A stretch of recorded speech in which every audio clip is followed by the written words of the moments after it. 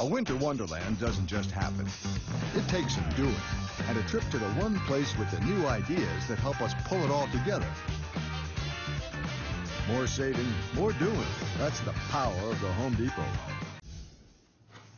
Welcome back. Online secession petitions have been flying around since last week's election outcome, so much so that citizens in all 50 states have signed petitions to withdraw from the U.S. One Texas petition has more than 100,000 names actually supporting it. Nick Valencia is here to talk about this. So what is going on? Yeah, it's a little wacky, isn't it? Yeah, States wanting, states. at least 50, all 50 states wanting to secede or having this petition to secede. But it looks a lot more than it is on the surface. Once you start looking in the numbers a little bit, Randy, you notice it's only a small fraction of the United States that wants to secede. Even in a place like Texas, 100,000 signatures. Wow, you've got 100,000 signatures? Yeah. Less than 1% of the state, though. What is interesting, though, and that I think our audience would find interesting, is that at least 7 states have reached this 25,000 vote threshold. You see those states there, states like Texas, Alabama, Georgia. And what happens after 25,000 signatures is that they need a formal response from the White House. It is worth noting as well that there are counter petitions in play as well, Randy, so people petitioning those that are petitioning to secede, if you follow that.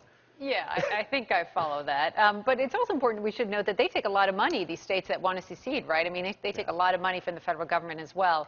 But how serious is this? I mean, how serious are some of these people who want to do this? They think it could happen? The Texas Nationalist Movement, I spoke to one of their members yesterday, and they think it's very serious. They think it's a legitimate possibility. They say over the last 100 years, the United States has been straying from the U.S. Constitution, that this should be a federation of sovereign states, and they feel that Texas can sustain itself.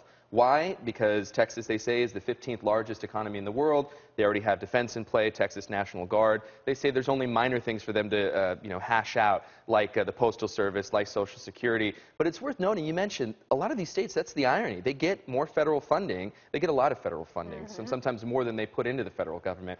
Texas, last year in 2011, $200 billion in federal spending. Yeah, that includes a lot of military bases as well. Right. Well, that's why it's probably just a small fraction there. What else are people doing, other people doing, to try and make this a reality? Well, the Texas Nationalist Movement actually had several of their members run for congressional seats. They ran unsuccessfully, but they did tell us that since news broke about their petition, they've had 17,000 new members and 6 billion, with a B, billion hits on their website. So they are very hopeful, and they think that they have a good chance.